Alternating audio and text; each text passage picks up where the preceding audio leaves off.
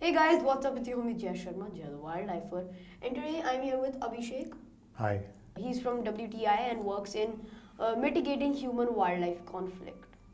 So WTI stands for Wildlife Trust of India. So I have a few questions for you Sure. that have given me some kind of curiosity.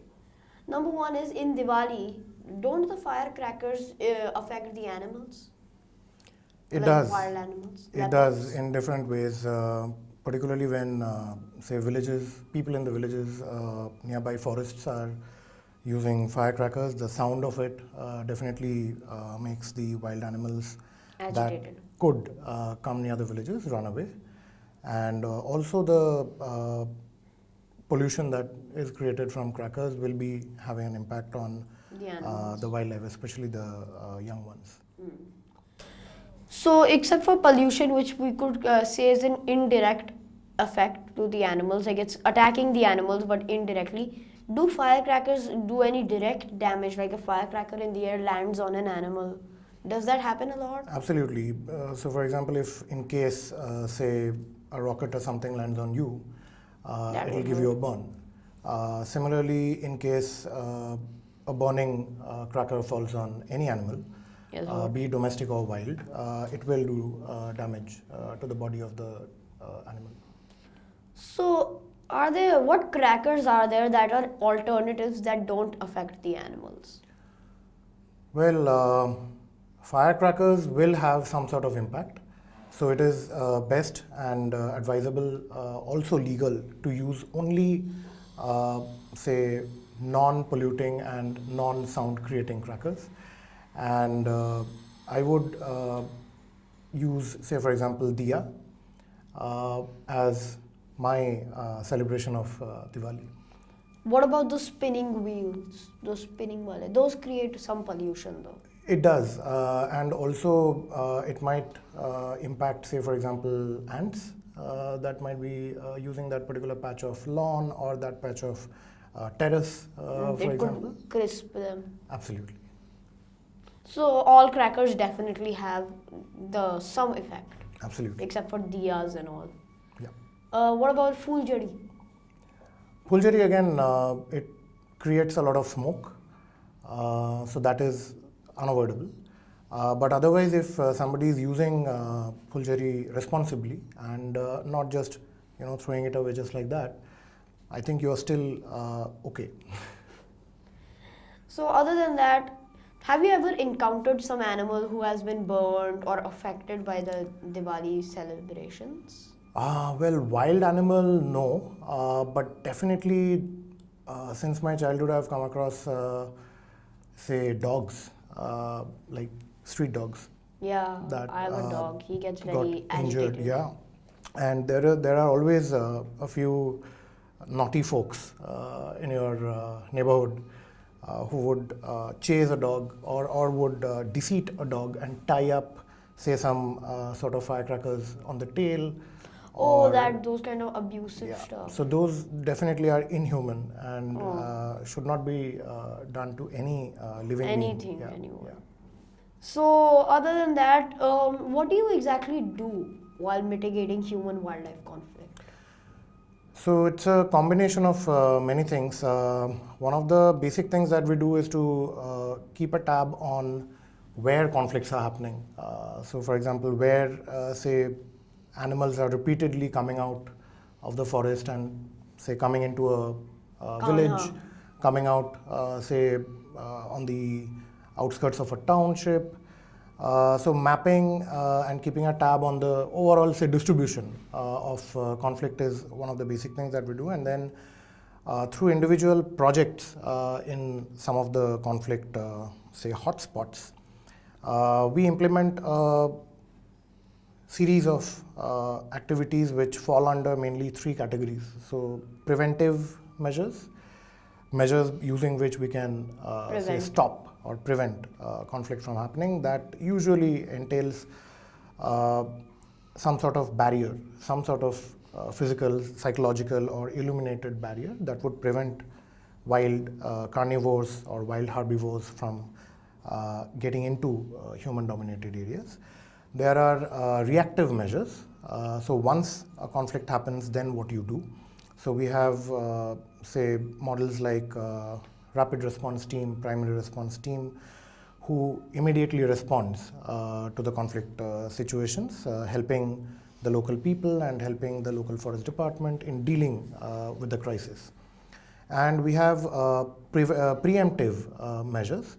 पहले से ही रोकना. Yeah, no, so doing few things which will say either Lower the help you chances. better deal with conflict in the future and of course also prevent conflict in the future. So for example, capacity building, training of local people, of say primary response teams, of say the forest department frontline staff, so that they're better skilled and better prepared to take care of conflict situations in the future. We also do some sensitization activities with local people and children so that they are better aware of what's The happening animals. in their vicinity and what they can and cannot do to prevent an interaction with wildlife. So say, for example, a snake comes into the society. Like WTI office must be an hour and a half from here. Right. And the snake comes into the society and you call someone from the WTI. Would they send a rapid response team to recover the snake? WTI would definitely try to send one of its experts on snake catching. So snake catching is a very niche expertise, and you actually need to be trained and licensed to catch a snake in a scientific manner. So definitely WTI would do that.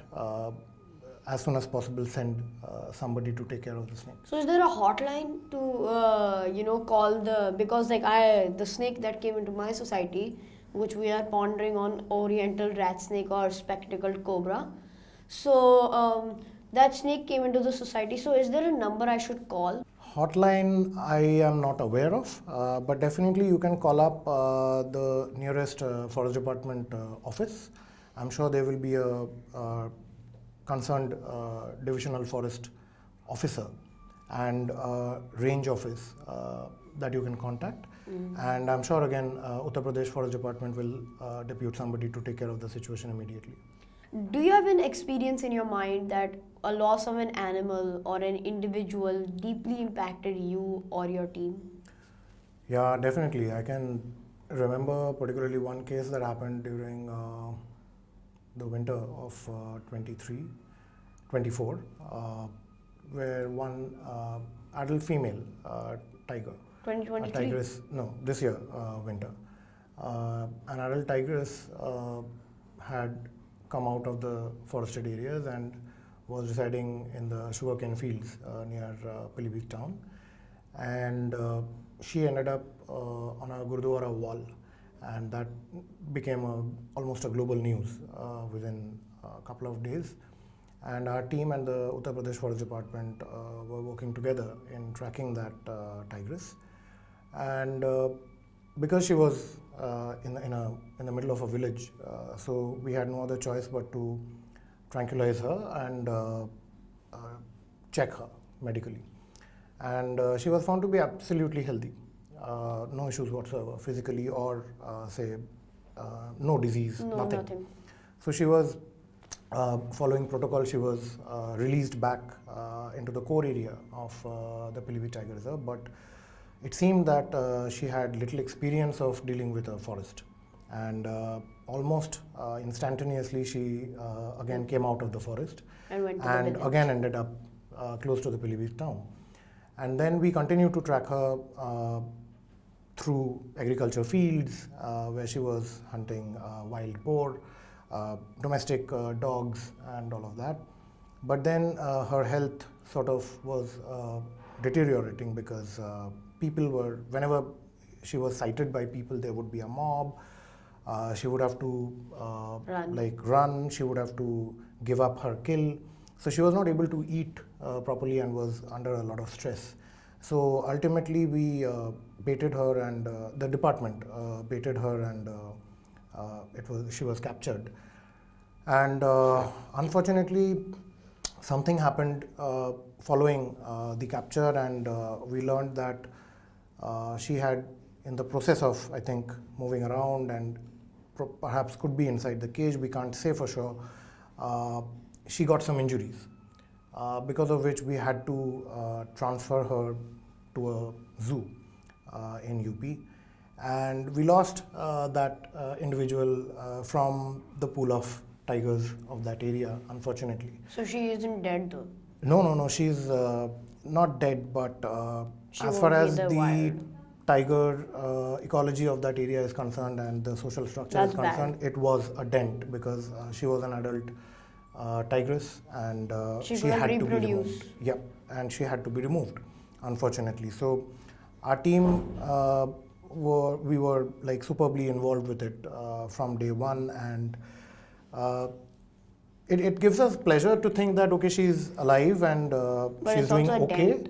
But yeah, I mean, of course, it's nothing close to an adult tigress roaming freely, say in the forest. But yeah, unfortunate, but that was perhaps the best option for her at that particular time. The mob could have killed her. Exactly. That would have exactly. been even worse. Even worse could have happened to her, but then we could avoid that.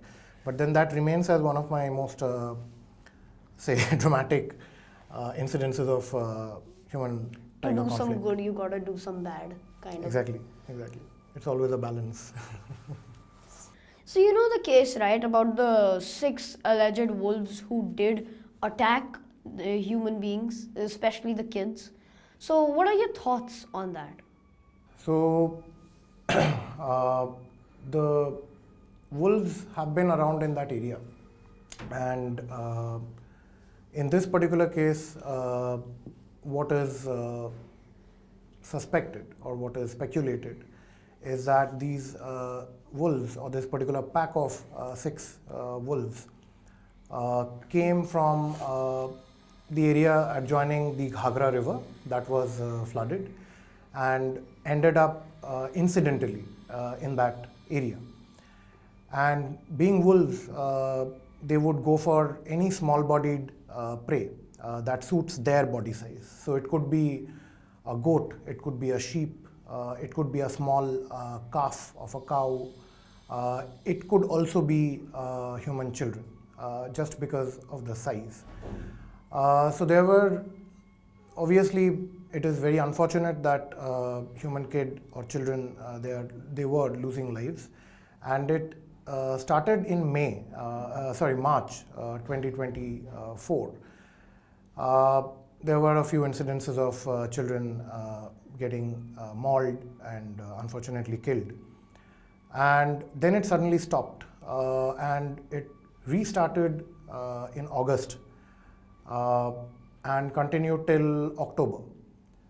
And the area that we are dealing with there, it has a lot of villages where there is a culture of people, say, sleeping outside their houses. There is a culture of not accompanying children all the time or supervising children all the time throughout the day. So naturally, the wolves went after whatever was easily available in that area.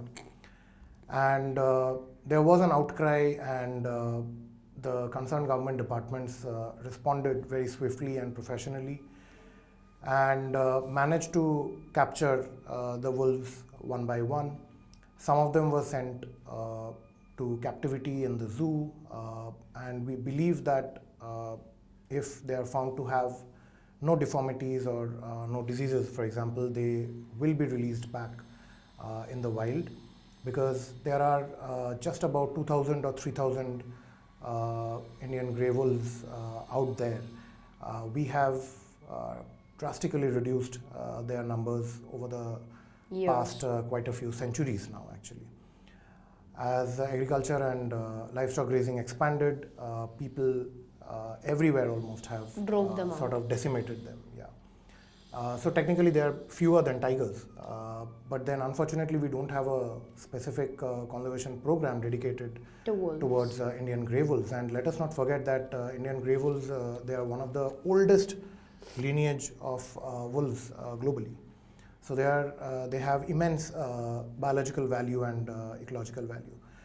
And in this particular case of wolf attacks in Bahraich in Uttar Pradesh, the last wolf, I think, which was the individual responsible for most of the incidences, although it's very difficult to pinpoint to that.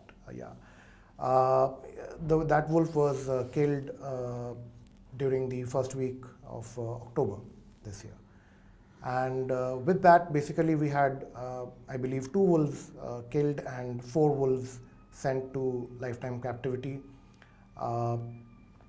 which potentially could have been avoided through a few simple steps that the local people could have taken. For example, keeping your children under supervision, especially given the circumstances of wolves being around that area. Not sleeping outside. Not sleeping outside. Keeping in mind that people in that area are also financially not that flourishing. From the government side or from other NGO side, say for example provisioning of compound walls or doors to the houses just to keep the children safe. So those kinds of simple daily habits can actually prevent disaster like what we witnessed. So there are 4 wolves left, right? 4. They were sent to captivity in zoo. So there were 6 who were alleged killers, 2 were murdered, and 4 are left. Well, 2 were killed and 4 were sent to captivity. Yeah. So if they're not found with any disease, deformity, they're sent back to the wild? That depends on the call that the government takes. Obviously, being from the wildlife conservation fraternity, we always encourage and facilitate releasing of fit and fine individuals back to the wild. So why aren't there any programs? Like everyone's like save the tiger, save the tiger. Why aren't there save the wolves, save the wolves? It's a combination of many things. The first and foremost is throughout our culture, like our history and in our mythology, wolves have generally been portrayed in a very negative manner. True. And there are a lot of unfortunate series of, say, incidences where wolves have been involved in sort of systematic depredation on human children. And that has basically helped us to maintain that negative, tradition. On wolves. And also there are sort of really weird and twisted, questionable superstitions that lead to the negative perception that we have on wolves. So having said that, the government of India does have programs on, say, tigers that's supposed to be taking care of many other species that are found in tiger-dominated landscapes. In case of Indian grey wolves, majority of the areas that they call their habitat, it's open grassland sort of areas, semi-arid to dry arid areas, which are also highly dominated by communities who are practicing livestock grazing and agriculture. So, and outside the existing network of protected areas. So it's a combination of many of these things, I guess, because of which we don't have yet focused conservation program on wolves in India. So, isn't there any program to save the wolves? Right now, to the best of my knowledge, no. But you never know. Given that incidences like this are eye-openers for both the local people and the government, there's nothing wrong in hoping that in the near future we might have a program on wolves. We definitely need a program on wolves, given that their numbers have dwindled over the decades and centuries, and now we just have about 2,000, 3,000 wolves left out there in the wild. Last question, do you have any points to add? No. Right. So from WTI side, we have rapid action projects that are undertaken by local experts or regional researchers who are interested in biodiversity conservation. and included within that are several projects looking at conflict with canids. That includes Indian grey wolves, hyenas, in places like Rajasthan and other similar semi-arid to arid dry areas that are habitat of wolves and hyenas. So from WTS side, that's our 2 cents towards wolf conservation in the country. Thank you so much. Most welcome. It's a This pleasure. is Jay Sharma for now, signing out.